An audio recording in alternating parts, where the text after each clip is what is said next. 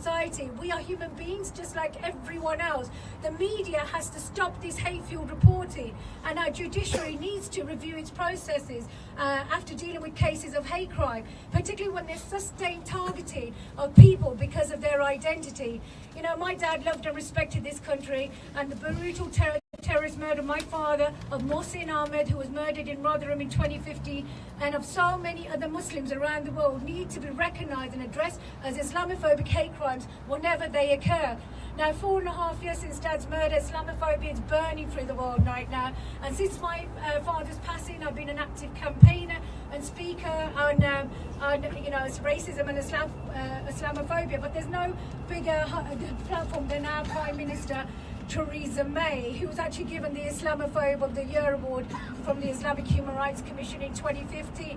Her rise to the position of Prime Minister is hardly a cause for celebration, because she, if you're a British Muslim, she has used Islamophobia and an anti-refugee stance to get where she is today. Anti-Muslim rhetoric and bigotry have been the main factor for the so-called war on terror for over 16 years, and the demonizations of Muslims and Islam has been used to its full extent by the US and the UK mainstream media to justify the bombings of Muslim countries. Now, Islamophobia needs to stop, and we need to challenge politicians across the globe with their blatant racist rhetoric towards Muslims, migrants and refugees. Muslims are enduring intense discrimination in everyday life. As we've seen quite recently, Muslim children are being targeted right now with the St. Stephen's School, with the hijab, and with the Amanda Spillman's rubbish that is the sexualization of hijab. I mean, what is going on here? I'm sure the brothers will expand on that as well. So we need to basically keep campaigning and let's get together, let's work in unity, and let's start getting together, getting organised. Let's join campaign groups such as Stop the War Coalition, Cage, and let's start, let's do our fight back. We can't have the likes of Tommy Robinson and the Bedfordshire Police and the state to stop us from speaking our voices, because right now it's a really a pivotal time. Our children are being targeted, and we all need to really make a stand. Thank you very much.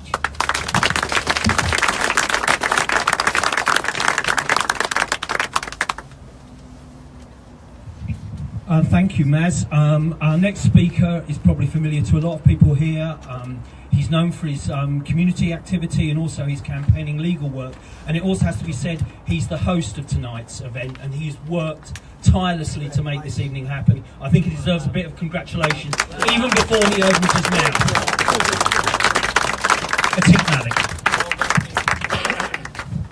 Assalamu alaikum, everyone.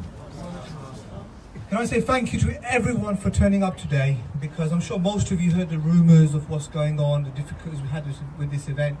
And just for you guys to attend today shows a tenacity and a fire of people to stand against hate, against discrimination, against Islamophobia, not just from the street level, but also from the establishment level. So, as far as I'm concerned, I have a lot of respect for every single one of you that's turned up today in this freezing night to hear what we have to say, what our message is. When I was asked to speak today about Prevent, really, and I was trying to figure out, how do I start? Where do I start? What do I tell all of you about Prevent? Because I'm sure a lot of you have heard a lot over the years now. There's been a lot in the news, etc. So where do I start? And I thought, well, the starting point has to be just to introduce what Prevent is, where it's come from. And Prevent was born around about the time of the 7/7 bombings in London. So around that time, the Labour government that was in power introduced a strategy known as Contest. Contest has 4 prongs to it, and they're known as the 4 Ps: protect, pursue, prepare, and prosecute. Is it prosecute? I think it's prosecute. So we've got 4 Ps. And out of those 4 Ps, Prevent is the one that causes the most concern. And over the years, we have seen the emergence of the Prevent duty, which has come into play circa 2 years ago now, and places a duty on all public sector workers to adhere to the Prevent duty, to adhere to its requirements in terms of reporting, in terms of observations. And on the face of it, most people would say, what's the problem with that? We've got violent acts of terrorism taking place. Why have you got an issue with Prevent? It's a good thing. We're trying to resolve a problem here, a problem that can take lives. Why are you standing against it? And so, again, I had to think about, what am I going to speak about now? Well, how am I going to explain to people the issue with Prevent? I could give a couple of case studies, I thought to myself. Maybe talk about how Prevent affects families. How in Luton, Prevent affected a family whose child, a 3-year-old, was referred for saying the word cucumber incorrectly. I could explain how the mother felt when the teacher told her that she could lose her children because of the way that a cucumber was drawn and pronounced. I could tell you about the way she felt when she said, do I look like a terrorist? And the answer was Jimmy Savile. Did Jimmy Savile look like a paedophile? For her, I could talk about how her heart felt when, simply because of the colour of her skin and or what she wears, she had to endure that. And endure the reference of a child to a program called Channel, which nobody knows how it works. I could tell you all about that story. Or I could tell you another story. Again, local, because local matters, isn't it? Most people are from Hertfordshire, Bedfordshire, Buckinghamshire. I could tell you another story about how a couple went shopping one day to a supermarket, and they've come out, they get into their car, and suddenly a white male known as, nicknamed as the Raoul Moat of Milton Keynes. Can you imagine what you must be like as a character to have a nickname of the Raoul Moat of Milton Keynes? And this Raoul Moat of Milton Keynes opens the door and says, you use a few abusive words, as you and your clown suit. That's all they hear. And he begins to attack your wife. Can you imagine that? Picture that. You've gone shopping, you're in a supermarket, mind your business. Someone opens your car door and says to your wife, you and your effing clown suit, and starts to attack her. What would go through your heart? Then you get out to that, and can you imagine, you are not a small man, you're about 6'4", okay? You get out to and you're bottled to the head, you're on the floor now, blood coming out. You're looking around and you can't move because you're on the floor incapacitated by this Raoul Moat. And then what you see is your wife trying to help you, trying to stop this attack. And you're thinking, hang on a second, what is happening here?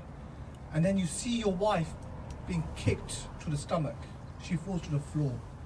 She says, stop, please, I'm pregnant, please stop. And she's kicked again and again. And you're helpless on the floor because you've just been bottled. And then the police arrive, the protectors, and nobody's arrested. The Raoul Moat of Milton Keynes is unidentified. Nobody knows who he is according to the police. Nobody talks about it. The media reports there was nobody mentions that they were Muslim. Nobody mentions the clown suit. A couple was attacked at a supermarket. That's all that's reported. Next thing you know, it leaks out from the community that they were Muslim, that they were black, that it was the woman's hijab that was being attacked. It comes out. And people mobilize, protest, etc. And then it all comes out. And the question I have is, where was Prevent? What was being prevented there? Where was Prevent? And why was the police, the question I ask is, well, why was the police not acting? Why was there no hoo-ha about this Raoul Moat? Why did it take 3 months or so for this person to be arrested and prosecuted? I had all these whys coming out. I thought to myself, these are the questions. These are the case scenarios I can give you about the dangers of Prevent. And some of you might say, well, how is that danger of Prevent? Because Prevent deals with terrorism. But what would you call somebody attacking someone in that way? Is that not terrorism? Why was that not prevented? And most critics of Prevent will tell you that one of the problems with programs like Prevent is that it gives credibility to the narrative that Muslims are a danger, that Muslims are a suspect community. And it's not the first time. We've seen this sort of narrative before with the Irish communities, with the black communities, and it's not something novel that the establishment will push forward. And then the media playing into that, Islamophobia. This is the problem. The end result, the end product of this racism and this hate is this sort of an attack. The end product is when a child is taken away from their family and the mother is told and compared to a paedophile such as Jimmy Savile. This is the end product. This is why people campaign against things like Prevent. And then I thought, why am I giving these case scenarios for? I've got a much better case scenario. I've got something that's happened right here, right now. Why don't I just tell you the story of what happened on this venue? Of how we got to having this event in a marquee, in a -1 degrees on a working night at my offices, rather than a nice cozy place where it should have been. So let me tell you that story, and I know I'm taking up your time, I'm going to be very quick, but let me tell you that story. So what happens? You know, we book a venue to have a public debate. Everyone's invited, police, council, ordinary citizens. Let's talk about the problems we have. Let's talk about foreign policy. Let's talk about the problems on the ground. Let's come to some constructive solutions, you know, as people. But what happens? The Prevent department of the local police force sends an email to the venue saying, if you have this event, the far right and the far left will rise. I was quite shocked because I thought to myself, since when did the far right and the far left will work together? This doesn't make sense. The Charities Commission will come down on you. I'm thinking, what the hell's going on here? First of all, the venue said, look, we don't really care. 2 fingers salute, you know, end of the day, we're not doing anything wrong. It's not a prescribed organisation, not prescribed speakers, we're having a public event. Then the Charities Commission write to them. Give us all your records, your risk assessments, etc., etc. And now the venue gets really worried because they're a charity. They said, we don't want a headache with the Charities Commission. So they cancel. And then, the second venue, the police have realised now, there's no Charities Commission here, there's not a charity, we can't use them. We can't do anything ourselves because there's nothing illegal here, it's all legitimate. And of all people, we have Tommy Robinson contact them. How disgusting is that? How disgusting is it that it's more than a coincidence that the same narrative that Bedfordshire Police are pushing out is pushed out by a far-right hate preacher who, days later, is then having his messages read out in the Old Bailey Crown Court in London, where everybody agrees the murderer of Moazzam Ali, the Finsbury Park incident, was at least in part motivated by these messages. And that is the person our police force seems to have turned to, is it? To try and pressure and bully minority communities and vulnerable communities into not holding an event. So my question to that is Prevent there to prevent acts of terrorism, or is it there to prevent our civil rights? Is it there to prevent our freedom of speech, our freedom of assembly? Is that what's really going on? Are we moving towards a Stasi state? Are we moving towards a police state where the excuse of terrorism is being used, but really all they want to do is take away your rights, whether you're white, brown, Christian, Muslim, whatever you are? The end result is a police state, and that's what they're working towards. Thank you.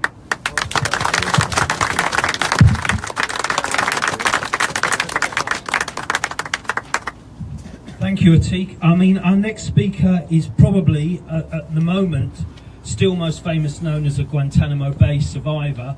However, this is increasingly becoming eclipsed by his ever-increasing role in the anti-war movement.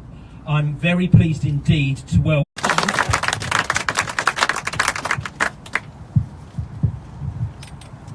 Good evening, Assalamu alaikum. Pleasure to be speaking here at this fortuitous place. I have spoken up and down the country many times in many places. I've even spoken in marquees before, but that's generally in the summer at a garden party or perhaps at a book festival in Hay. This is a first, this is a novelty for me. And I have to say, this is echo the sentiments of Attiq. You are a resilient group, and it is amazing to see you here battle the cold and sit here and listen to what we have to say, and I hope that it is worth it.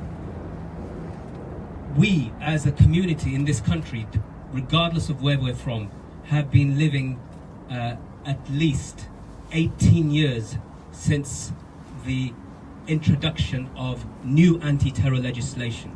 From the 2000 Act until the 2015 Act, of Counter-Terrorism and Security Act, which may prevent law, there has been almost a new piece of anti-terror legislation in this country every year. Now bear in mind that at the height of the IRA campaign, which itself was a result of internment, which itself was a result of locking people up without charge or trial, and then the people on the streets of Derry marching in their thousands against this government overreach, and then the British soldiers opening fire and killing and executing some of those protesters, is what caused a whirlwind of response. And then eventually, after decades of violence, those very same quote-unquote terrorists that the government would refuse to negotiate with were negotiated with. Why is that important? Because some of the techniques that were used against some of the IRA suspects, against especially the hooded men, the 5 techniques of being hooded and food deprivation, sleep deprivation, white noise, and being made to believe that they were going to be thrown out of helicopters, became a template because there were no prosecutions, because there was no accountability. It became a template for what senior legal advisors said, we do not torture. They simply renamed it to enhanced interrogation techniques that was used against Muslims and Jews and Christians deemed to be heretics, was now reinvigorated and used again by the CIA against several Muslim terrorism suspects in the so-called war on terror. But America said, Obama came along and he said, we tortured some folk. He said the unintended consequence of our torture was the rise and birth of ISIS in the prisons of Camp Bukka and Abu Ghraib. He also said that those CIA agents involved in torture, whilst we have produced a report admitting that we tortured hundreds of people, no one will be prosecuted for this war crime. And let's get it straight. Torture in the context of war is a war crime. And so, today Trump comes along, in this day. His campaign strategy is, he said, that I would waterboard and a lot more. I will fill up and load Guantanamo with prisoners.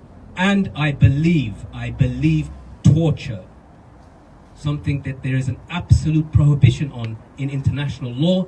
I believe torture works and is a viable option. We as a nation are allied to the United States of America that decided to elect this man into power. Now, we're not America, but the trends echo, and we feel the resonance of that echo right here.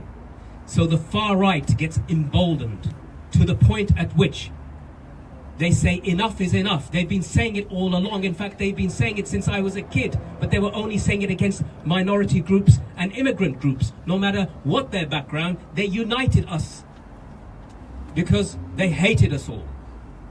But what they've tried to do now, whether it's from the rise of the BNP, whether it's the EDL, whether it's Britain First or UKIP, the language is clear. Absolutely crystal clear. Whilst they may coat with a veneer of hatred only for Islam and Muslims, their bigotry, they indeed hate all. They have a xenophobic attitude. Of the far right and their attacks, which have only recently been described as terrorism. Now, there's a big discussion to be had about the definition of terrorism, because after all, the most famous, most respected man on the planet up until his death in recent times was a convicted terrorist by the name of Nelson Mandela. So when they throw these labels about at us as a Muslim community, it has begun, in a sense, to feel nothing, because they call it us all the time. If it's not radical, if it's not fundamentalist, if it's not extremist, then it's terrorist. And so now we've moved into a different place, whereas before we could have said, and some people perhaps even in this room were involved in the concept after July the 7th of countering violent extremism or preventing violent extremism. It was always about supposedly stopping violence. It was always supposed to be about that, but it never was. And so prevent now, as part of the language of prevent, we have the repeated interpretations of this amorphous thing called extremism, which no Prime Minister or no Home Secretary has been able to amply describe and define. British values, contravention against British values. Well, what the hell are British values? If it is, as David Cameron said, a belief in the rule of law, I ask you this: how come the British government, the MI5, MI6 and security services were complicit in the torture and false imprisonment and rendition of people like me and scores of others? Not just British citizens, but citizens of other countries all around the world in Iraq. And by the way, when we talk about the rise of ISIS and Iraq, we could have this discussion and say this: that had it not been for the torture of individuals who were falsely tortured by the CIA to give confessions that Saddam Hussein was working with Al-Qaeda on obtaining weapons of mass destruction, we would have never used that justification, that false torture justification that was presented to the United Nations Security Council to invade Iraq. Our invasion of Iraq systematically dismantled the infrastructure of that country, destroyed it, and in the prison camps of Buqa and Abu Ghraib rose Al-Qaeda in Iraq, and Al-Qaeda in Iraq and Sham, and eventually Islamic State in Iraq and Sham, and so forth. And then on top of that, if it wasn't bad enough, when the refugees flee the war from that place, and their bodies litter the Mediterranean Sea, yet men, women and children, what do we say? Do we welcome them with open arms and say this is a tragedy that we played at least a partial role in? Or do we blame the victims? Do we say we don't want any more of these people coming to our shores? They are not welcome here. They don't belong. In fact, we hate them so much we want to get out of the European Union. That's the level at which we've become. And on top of that, if it wasn't bad enough, this language has been co-opted into what the far right has believed all along. We can use the Muslims as the beating stick for everybody else. We can say that we're okay with everybody else, but we're not really. We despise Islam and Muslims because of their backward belief system, because they've contributed nothing to society, because they give us nothing. Really? You've talked about the Islamization of Europe? Let me give you a history lesson. The word arsenal, there may be some Arsenal supporters here, but the word arsenal comes from the Arabic, Dar as-Sina' al-Asliha, the place of manufacture of weapons. The word admiral, you know, Admiral Nelson on top of Trafalgar Square, admiral comes from the word Amirul Bihar, which means the leader of the navy. Comes from Abu Musa al-Khawarizmi's work, who also gave us another aspect of terrorism, algebra. You can laugh at that. So, my dear friends, this language that they've been telling us about, that Muslims don't fit, that Muslims are the fifth column, that Muslims are breeding and incubating extremism, is a lie. It's a falsehood.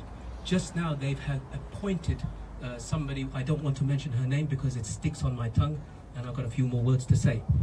And they've appointed her as the Commissioner for Countering Extremism. Something, as I said, that cannot be defined. It cannot be defined in terms of the violent part, because you don't have to be violent to be an extremist according to any law.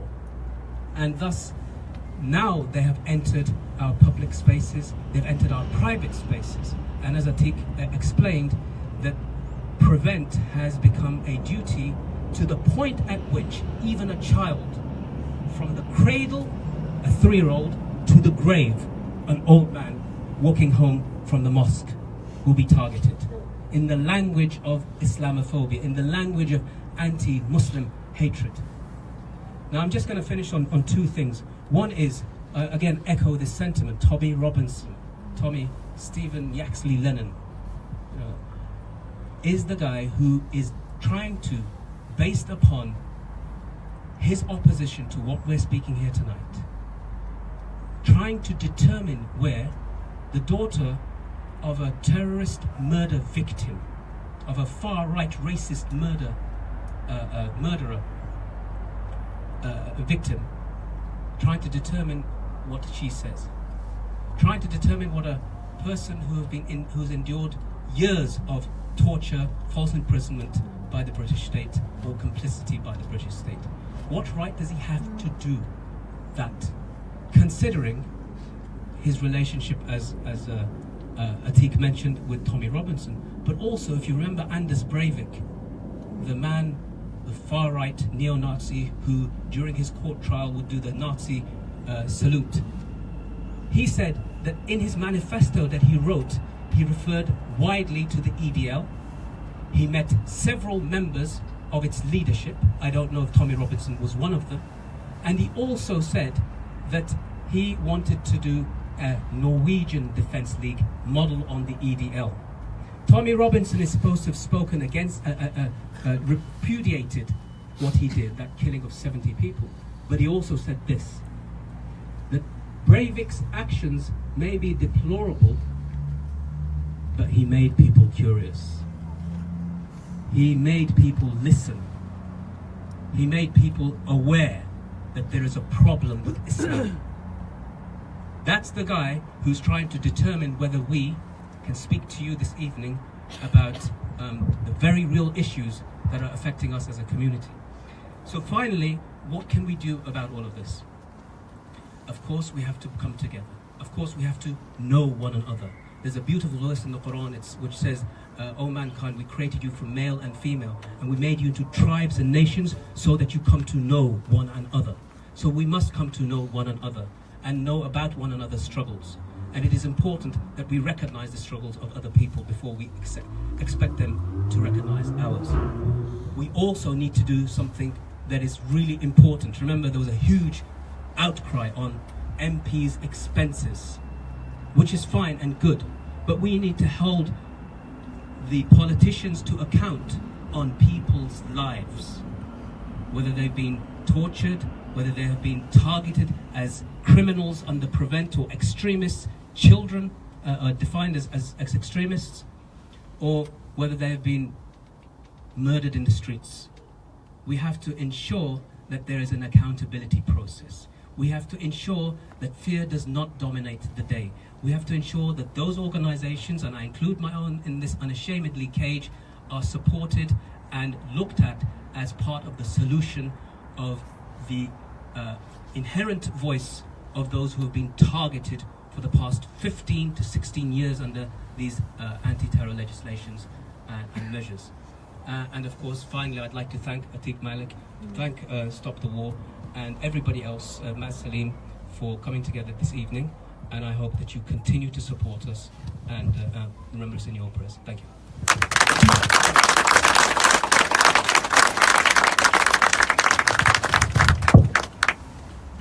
Thank you, Moazzam. Our next speaker is a writer and activist. She's been involved in campaigns since the 1970s, and for the last 15 years she's been national convener of Stop the War. Lynsdey German. Thank you very much, Mark, and thanks to everybody. I mean, a really, really big thank you to everybody for coming tonight, not just because we're in this very nice marquee, and not just because it is extremely cold and one of the coldest nights of the year, but because it is so important that people have come out tonight, because it says to both to Tommy Robinson and to the state authorities that want to use Prevent to stop people discussing these kind of issues, that we will not tolerate them preventing us from discussing these issues. These are issues which should be discussed in every town, in every city, in every village in this country. They are about the future of politics in this country, they're about fighting racism in this country, and they have to be something that all of us take very, very seriously. And I must say that one of the things that cheered me up when I looked at the newspapers this morning was the news that Cheddar Man, who's our ancestor from thousands and thousands of years ago, was somebody who actually had a black skin and blue eyes. Now, that seems to me a pretty good riposte to Tommy Robinson and all the people who seem to think that the only people who can speak with authority about British values are people who have white skins. I've never held that view. I don't hold it now. I don't think you can just talk about British values in this way. I think you have to talk about decent democratic values. People of every race and every nation and every belief, you have people like that. You also have people who have indecent, rotten and dictatorial values, and I don't want anything to do with them, whether they're people who are British or anybody else. And it seems to me, should be the dividing line. Marched on the streets against the war in Iraq. That was the biggest demonstration ever seen in this country. What did the government do? You go to war on a lie. When you ignore public opinion, when you ignore the majority of people who say to you, we do not need this war is wrong, then you have to continue to justify it. You wouldn't know in this country that in the last couple of weeks, hundreds of people have been killed in Kabul in Afghanistan. You wouldn't know this from looking at the news media. You wouldn't know the terrible catastrophes that are going on, not just in Iraq and in Syria, but in Yemen, where the Saudis are involved, with British complicity, by the way, in bombing a people in the most hideous way. We rarely hear about this. It isn't part of the agenda because it doesn't fit with what the British government and the British media and the British establishment want you to know. And therefore, the first thing this is about standing up and telling the truth about this war. Millions of people had their lives ruined as a result of the wars in Afghanistan, Iraq, all the war on terror. Millions of people.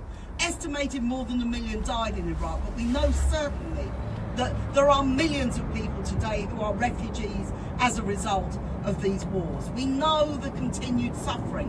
And when people look at this, you know, we in Britain don't have this experience of this daily war which has gone on. When you look at the pictures of what the bombing looks like in a place like Yemen, what it sounds like, how terrifying it must be, not just obviously for the people who are directly killed or injured by it, but for the people who hear it, the children who hear it.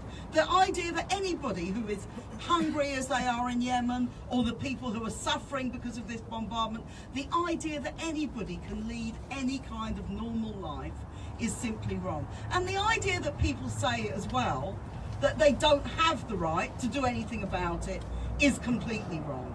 People, when they see injustice, they should have the right to do something about it. So we've had, firstly, these millions of lives that have been ruined. Secondly, we've had a massive increase in the level of terrorism. This was supposed to be a war against terror. Well, actually, the terror attacks in this country have increased, but they are tiny compared to the terror attacks that can take place in the Middle East, in Afghanistan as well. These are things which go on a huge scale. Look at the level of racism. We said when we set up Stop the War 17 years ago, it will lead to racism and Islamophobia against the Muslim community. I'm sorry to say that we were absolutely right. We also said it will lead to attacks on civil liberties. Now, already the other speakers who've spoken so eloquently have talked about some of these things. Just think of one thing, well, two things. The first is the Muslim prison population doubled in the 10 years after the beginning of the war on terror. Now, is that because of kind of crime wave in the Muslim community, or is it because Muslims are being targeted as identified as people who are terrorists and all the other things that we know have gone on? The second thing it's worth remembering, Moazzam talked about the Irish struggle for many, many years. Many people were arrested and tried and convicted for very, very long times. I think I'm right in saying, but I'm pretty near right in saying, if I'm not absolutely right, that every major case that was tried in Britain was later found to be a miscarriage of justice. That these were things where people were arrested because they were Irish, because they were in the wrong place at the wrong time. Do we seriously think this isn't happening to Muslims today? Do we seriously think this isn't part of what is going on? And I think that's a very, very worrying thing. The other thing that is worrying is that we look at what is going on. The blaming of Muslims for absolutely everything. We've got a situation where Muslims are blamed for terrorism, but we are seeing increasing far-right Muslim attacks. We're seeing the attacks that Maz has talked about, that Moazzam talked about with Andres Begg and these other people. These are going on all the time. In Italy this week, a far-right, a fascist, who had a copy of Hitler's Mein Kampf in his house, went out and shot at 6 black immigrants because a Nigerian immigrant had committed a murder, as if anybody else is responsible for the murder other than the person who carried it out, and as if there aren't people of every race who unfortunately carry out murders. But this is used by the fascists in order to build their support, and they are growing. Not just the fascists, but the far right across Europe. If you look in Poland, if you look in Hungary, the governments themselves are right-wing, racist, Islamophobic governments. If you look in Austria, the far-right party, which when it first came to power 20 years ago, the EU put sanctions on it, it is now in the government again with the Conservative Party, and they are competing to see who can be more critical of refugees, asylum seekers and Muslims all the time that they do it. So this is going on, and it isn't just coming. You know, the far right is extremely worrying, the fascists are extremely worrying, but the main problem here is that both of these are helped and supported by government policies in country after country where they are keeping asylum seekers and refugees out, where they're treating them worse than animals. They're treating them in a way that we wouldn't expect any human being to be treated. They're being drowned in the Mediterranean because the policy will not let them land and will not let them live anywhere. All of these are huge problems for us, and the far right groups are gaining respectability because of what governments around Europe and in the United States are doing. This is what is going on, and it's very, very crucial that we oppose it. And I particularly think we need to oppose it over the demand which constantly comes that Muslims have to integrate, whatever that means, into British society. People don't like the way they dress, they don't like the way they eat, they don't like the way they pray, they don't like any of these sorts of things. Now, it's worth remembering that when you had the attacks on Jews, which started in the 1930s in Germany, the German Jews were the most integrated Jews in Europe. They'd lived there for a very, very long time. Many of them were quite wealthy, had very, very respectable jobs and businesses. It didn't stop the terrible Holocaust that happened, and it didn't stop it because integration isn't what it's about. What it's about is racism. What it's about is they don't like, the fascists and the far right build on this, they do not like people from other ethnicities, from other backgrounds. So you cannot deal with it by saying, okay, I'll try and look different. I'll try and eat different. I'll try and do things in a different way. You don't deal with it by that, because the more you do that, the more they continue to pursue you or some other group that they then pick on as people that they've got a racist attack on. The only way you can deal with racism is by fighting it. The only way you can deal with it is by saying there is absolutely no justification for it. And this is a long battle that we've had in this country. Mark said I've been involved in politics, well, actually, since the 1960s. And one of the first demonstrations I went on was in 1972. Well, the first demonstration I went on was against apartheid South Africa, where, of course, you know, whole states were dedicated to racism and division. But one of the first demonstrations I went on was against a group, the National Front, which was an old fascist organisation that, like the BNP, like that. People said then, oh, they don't like immigrants, they don't like the smell of their cooking, they don't like the way they look. It was nothing to do with that. It was to do with the way they were trying to divide and rule people in this country. And we cannot allow that to happen. We have to be united. It's tremendous to see people here tonight, and we are going to be united in Luton. We're going to be united everywhere around the country, and we have to unite internationally against this terrible threat of racism and division, which is so, so dangerous. And I'll just end by saying this. I very much support Jeremy Corbyn as leader of the Labour Party. I very much hope we get a Labour government sooner rather than later. I think this government is a disgusting government which panders to racism all the time. But we shouldn't be fooled into thinking that even if we get a Labour government, this is the end of the story. We shouldn't think there's still Labour MPs who are saying, oh yes, we must have controls on immigration. There are still people saying, yes, the Muslims do have to do more to integrate. There are still places where people are saying, yes, we don't really like women wearing the hijab or the niqab or any of those sorts of things. So this is a battle. It's important that we get a Labour government, but believe me, we will only defeat this by our own activity, our own organisation and our own politics, saying that we are not, in the 21st century, we are not going to allow this bitter and horrible racism to divide us. Thank you very much.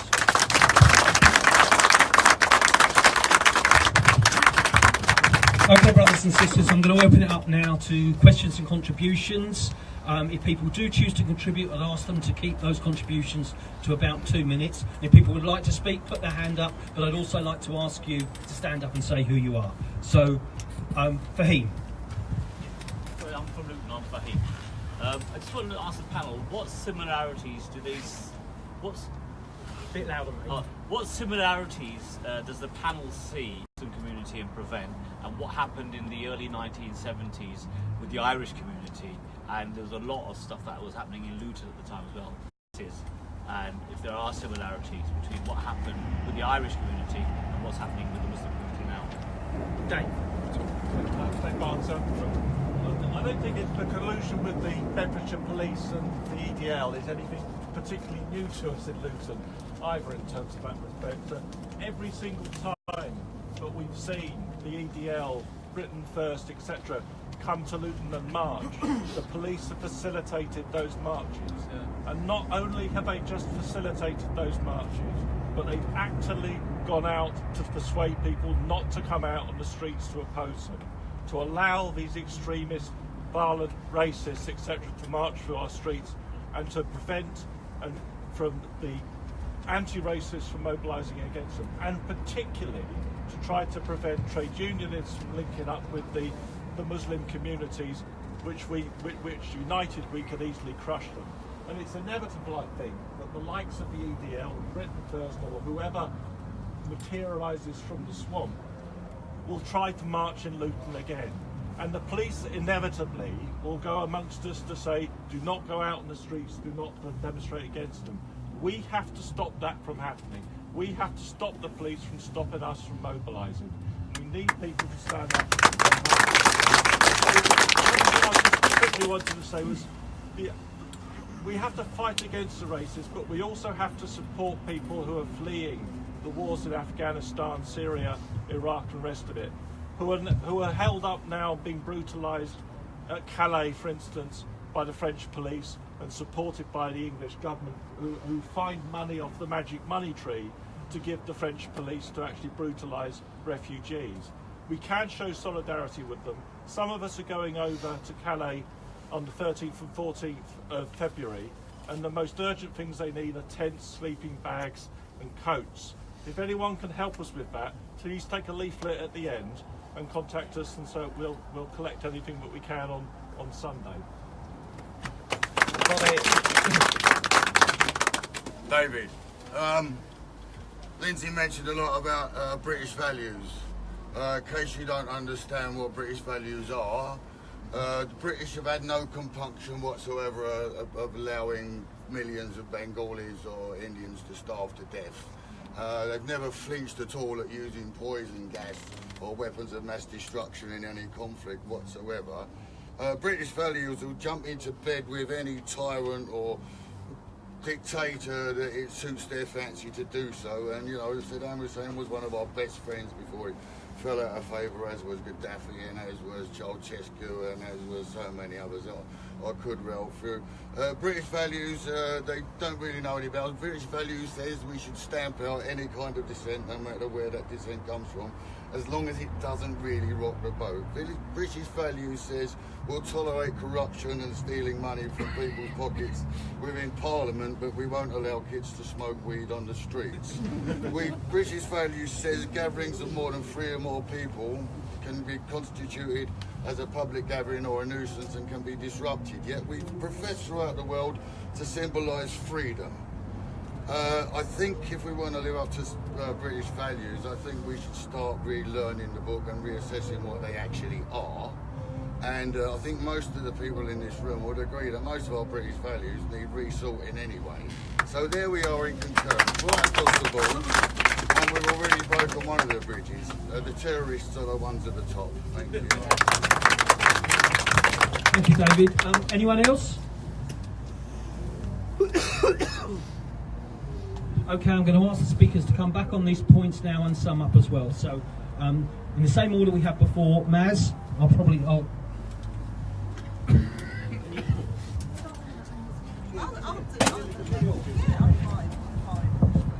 I'm fine. Yeah, just very quickly on those. I mean, I agree very much with the points that people have made in terms of British values. I mean, this is so ludicrous, this stuff. I mean, we used to have child labour in Britain. Was that was okay until they abolished it, and then it was a bad thing. You know, the whole thing, there used to be an empire where everything was ruled from London. You know, there was no democracy anywhere in the British Empire. They now preach to everybody else about democracy. They didn't have any of them of their own. So this is just, I think, it's just an excuse. And really, a lot of what they talk about with British values, they're talking about Tory values and about the kind of way they want us to all know our place and not ever cause any trouble, which might cause them any difficulty. So I think we should reject that. We should also reject the idea that there's something kind of pure about Britain in any sense. Britain has always been a country of immigrants. If you go right back, well, as we know, with Cheddar Man, but you go back to the Romans, you go back to right the way through. There's people from all over the world have come here, and that is the situation we want to continue. The point about similarities with the Irish, I think there's lots of similarities. You know that they develop a narrative that these are people who are bad and crazy and, you know, somehow have got a sort of violent disposition, you know, that they love bombing people or doing all this sort of thing, and it becomes a narrative without looking at why did the Irish do it? Why does anybody do these kind of things? They don't just kind of wake up and think they were denied civil rights for the Catholics in the north. The fact that the country is partitioned, in my view, is a disgrace, and it should be one united Ireland. And of course, when they partitioned it, they ensured that the Catholics in the north would be discriminated against. And people I know will be very familiar with British role in partition in terms of the Middle East, in terms of long and disgraceful record in terms of all this sort of stuff. So no, I think there's lots of similarities. I would just say though that actually if you look at what the Irish campaign in the 70s was, actually it was much more widespread and got much closer to government than anything we've seen from so-called Islamic terrorism in recent years. You know, they actually blew up Margaret Thatcher's closest advisor in the House of Commons. They actually fired a mortar at Downing Street. They blew up the Queen's uncle. They actually did a huge number of things which people now don't talk about, but there were never the kind of laws. There were bad laws in the Prevention of Terrorism Act, but nothing on the scale we're talking about. Actually, there was a book written in the early 70s, you've probably read it, called The Guinea Pigs. Have you read that one? The things that Moazzam was talking about. So very closely connected, and we opposed it then, and we should oppose criminalising groups of people on the basis of this kind of thing now. And just finally, I think, you know, the points that have been made about the police and the EDL and so on, I totally agree with. I think that the police have always used, you know, they've always been quite complicit in allowing people to march. When Blair Peach was killed, you look at the pictures of when his death in 1979 in Southall, there's a tiny, you know, 300 or 400 people surrounded by, you know, police, a huge number of police. They allow these things to happen, but they only allow them to happen because governments allow them to do this. It's not, you know, it isn't yet police state. It's a state where the government is prepared to use the police to stop protest and to stop demonstrators and to allow the right wing to mobilise. I think we have to really reject that. I think the important thing is that we keep campaigning and keep organising, and I hope that people will join Stop the War.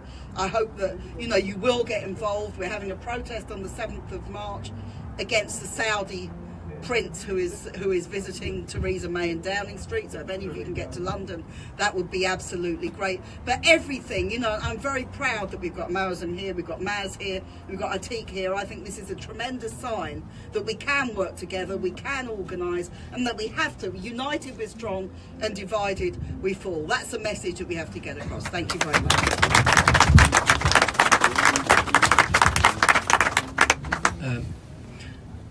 I've been speaking alongside Lynsdey for longer than I can remember since my return from Guantanamo, and one of the things that I recognised early on from the Stop the War, the anti-war movement, I've said it until I'm blue in the face, but let me say it again.